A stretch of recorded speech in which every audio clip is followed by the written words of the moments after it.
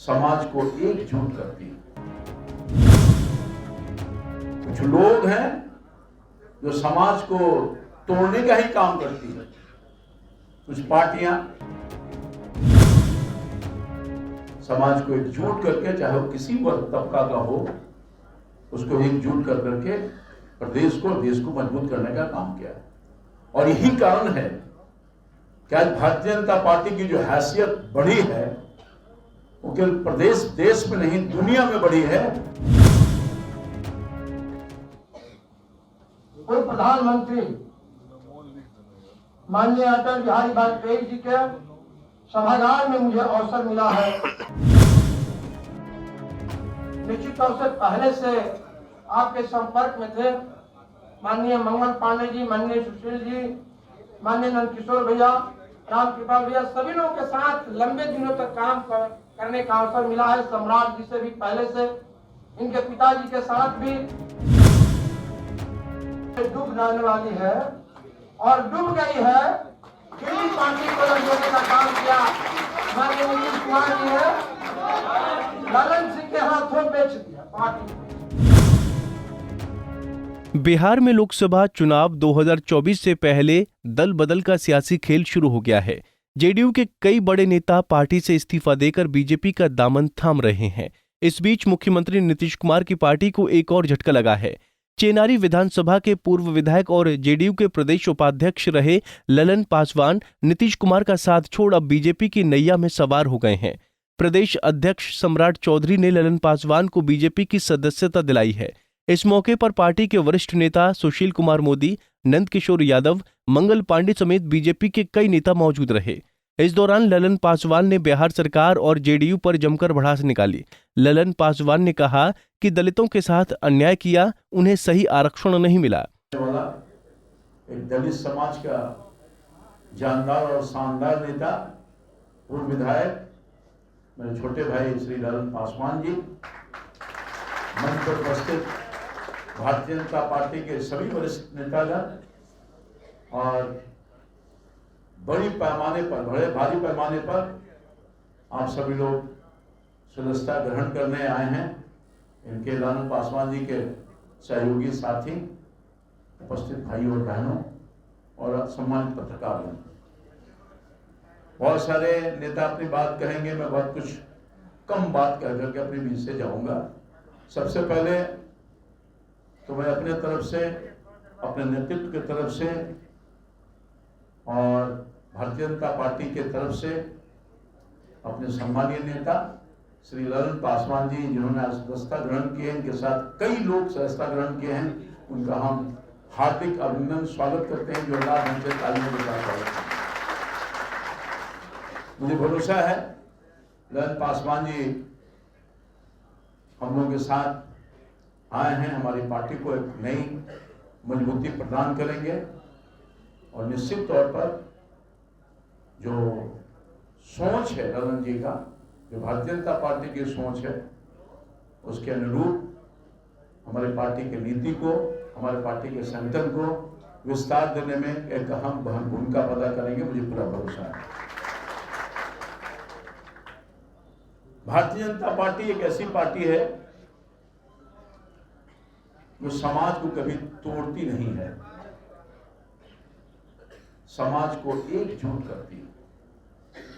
कुछ लोग हैं जो समाज को तोड़ने का ही काम करती है। कुछ पार्टियां, इस पार्टी का नाम लेंगे ठीक नहीं लगता, वो सब आप लोग जानते हैं। और हमेशा भारतीय जनता पार्टी ने समाज को एकजुट करके, चाहे वो किसी वर्ग तबका का हो, उसको एकजुट कर करके प्रदेश को, देश को मजबूत करने का काम किया है। और यही कारण है कि आज भारतीय जनता पार्टी की जो हैसियत बढ़ी है वो केवल प्रदेश, देश में नहीं, दुनिया में बढ़ी है। और इसीलिए भारतीय जनता पार्टी के प्रति लोगों का आकर्षण हुआ है। और दुनिया के सबसे बड़ी पार्टी आज अगर कोई है वो है भारतीय जनता पार्टी। भारतीय जनता पार्टी कोई जाति से बना हुआ नहीं है। वहीं भाजपा के प्रदेश अध्यक्ष सम्राट चौधरी ने भी सीएम नीतीश पर जोरदार निशाना साधा। और कहा कि मुख्यमंत्री नीतीश कुमार की स्थिति ठीक नहीं है, जिसके चलते बिहार की दशा और दशा खराब है। बिहार में अपराध बेलगाम हो गया है। क्या स्थिति है पूरा बिहार देख रहा है, पूरा शर्मसार हो चुका बिहार कि आज बिहार के मुख्यमंत्री की क्या स्थिति होगी। लेकिन साथियों, बड़ा स्पष्ट है, नरेंद्र मोदी जी का कमिटमेंट था 2020 के चुनाव में, और 43 सीट आने के बाद भी फिर वही परंपरा जो 2000 में अपनाई गई, फिर से नरेंद्र मोदी जी ने मुख्यमंत्री बनाने का काम नीतीश कुमार ने किया। लेकिन पता नहीं क्यों भाग गए, उनको बीच बीच में कीड़ा काट लेता है प्रधानमंत्री बनने का। अब इसका कोई उपाय नहीं है। पिछले बार कीड़ा काटा था तो उनको 2 सीट आया था, और इस बार खाता खुलेगा क्या? इस बार 2024 के चुनाव में अब तो आप लोगों की भी ताकत हम लोगों के साथ हो गई। पूरा भारतीय जनता पार्टी मजबूत हो रहा है, और लगातार नरेंद्र मोदी जी की सेवा जो इस देश में हो रही है, उससे स्पष्ट झलकता है 2024 के चुनाव में बिहार की 40 सीट जिताकर फिर से नरेंद्र मोदी की सरकार बनाएंगे। आप देखिए साथियों, जो हमारा मुख्य विरोधी पार्टी है वो रोज भ्रम फैलाता है, आरक्षण खत्म नहीं होने देंगे। लेकिन कभी उसने आरक्षण दिया क्या? राजद वाले से पूछिएगा, अपने गांव में जब आए उनसे पूछिए कभी आरक्षण दिया क्या? किसको आरक्षण दिया ये तो बताओ। 15 साल तक लालू जी मुख्यमंत्री रहे बिहार, किसी वर्ग को, ना पिछड़े को, ना पिछड़े को, ना दलित को, और इस 15 साल में किसको आरक्षण दिया मालूम है? तुष्टीकरण के लिए 32 अल्पसंख्यक जातियों को आरक्षण देने का काम किसने किया? तो वो लालू प्रसाद जी थी। कोई पिछड़ा हमारे पिछड़े नहीं रहे। इसलिए साथियों, हम लोगों को तय करना है कि सिर्फ तुष्टीकरण से बिहार चलेगा, और क्या आरक्षण का लाभ सिर्फ परिवार वाले लेंगे? लालू जी के लिए आरक्षण का मतलब है कि पहला आरक्षण उन्होंने राबड़ी देवी जी को दिया, दूसरा आरक्षण तेजस्वी यादव को दिया, तीसरा आरक्षण तेज प्रताप को दिया, और चौथा आरक्षण जब राम कृपाल जी से चुनाव हार गई उनकी बेटी, तो राज्यसभा में भेज दिया। यही है आरक्षण। तो साथियों, ये सोचना पड़ेगा। लगातार महिला बिल पास होते रहे, दिल्ली में आता रहा लोकसभा में, और सब बार कौन फाड़ते रहा? याद कीजिए, लालू जी फड़वाते रहे।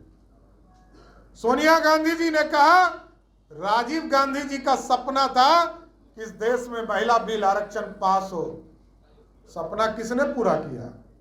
कोई कांग्रेस की पार्टी ने किया क्या? राजीव गांधी जी का सपना यदि किसने पूरा किया तो उनका नाम है नरेंद्र मोदी, जिसकी सरकार ने पूरा करने का काम किया। उधर पूर्व मंत्री और भाजपा से नेता नंदकिशोर यादव ने भी बिहार सरकार पर जुबानी हमला बोला। कहा कि ये सरकार केवल समाज को टुकड़े में बांटकर वोट की राजनीति कर रही है, जिसके चलते महागठबंधन में बिखराव का आलम है। इसीलिए जब ललन जी भाजपा में शामिल होने का निर्णय लिया तो सबसे अधिक प्रसन्नता मुझे हुई, इसलिए कि एक काम करने वाला आदमी भाजपा में जुड़ रहा है, ये बढ़िया। अब कहां जुड़ रहे हैं? एक ऐसी पार्टी में जुड़ रहे हैं जिस पार्टी का जो मुखिया भारत के माननीय प्रधानमंत्री नरेंद्र मोदी, आखिर क्यों चिल्को इतना विरोधी पार्टी करता है? कभी सोचा है? अब नरेंद्र मोदी जब से प्रधानमंत्री बने क्या हाल हो देश का, कोई सोचता है? पूरे दुनिया में आज भारत का टंका बज रहा है साहब। अरे कितने गर्व की बात है कि हमारे प्रधानमंत्री का पैर दूसरे देश का प्रधानमंत्री का पैर छू के प्रणाम करता है। इससे गर्व की बात क्या हो सकती है? और वोट भी पड़ रहा है, 14 से ज्यादा 19 में वोट आ गया। और ये प्रधानमंत्री जब गरीब का बेटा बना तो केवल राज करने के लिए नहीं आया, उसने तो इस बात की पहचान की कि आज देश अगर विकसित देश नहीं बन पाया तो कारण क्या थे, उन कारणों की खोज में गया। और वहां से शुरू होता है देश के अंदर गांव, गरीब, किसान, नौजवान, मजदूर, महिलाओं के लिए योजनाएं, उन योजनाओं को जमीन पर उतारना, ये काम प्रारंभ किया। और आज जब समाज के हर तबके के विकास के काम हो रहे हैं तो परेशानी किनको है? परेशानी उनको है जिन लोगों ने केवल समाज को टुकड़े में बांट करके राजनीति करने का तय। परेशानी उनको हो रही है जिन लोगों ने केवल जातीय गठजोड़ बना के चुनाव जीतने का काम किया। और आज और उस परेशानी का ही कारण है कि आज देख रहे हैं हम सब कौन कौन लोग इकट्ठा हो रहा है देश भर में सब पार्टी इकट्ठा हो रहा है जो एक दूसरे से लड़ती रहती थी, आज भी लड़ रही है। अभी चुनाव हो रहे हैं कुछ राज्यों में, आमने सामने खड़ी है सब पार्टियां, लेकिन सब इकट्ठा हो रही है देश के नाम पर। काहे के लिए मालूम है आपको? एक उद्देश्य है, एक उद्देश्य है मोदी को हटाना है। बता दें कि ललन पासवान ने कुछ दिन पहले ही जेडीयू से इस्तीफा दिया था। ललन पासवान जेडीयू के दिग्गज नेता माने जाते थे। वो रोहतास जिले के चेनारी विधानसभा क्षेत्र से विधायक रह चुके हैं। पंजाब केसरी टीवी के लिए पटना से संजीव कुमार की रिपोर्ट। हमसे जुड़े रहने के लिए हमारे YouTube चैनल को सब्सक्राइब करें और नई वीडियो की नोटिफिकेशन के लिए बेल आइकॉन को दबाएं। अगर आप ये वीडियो Facebook पर देख रहे हैं तो लाइक जरूर करें और ज्यादा से ज्यादा शेयर करें। धन्यवाद।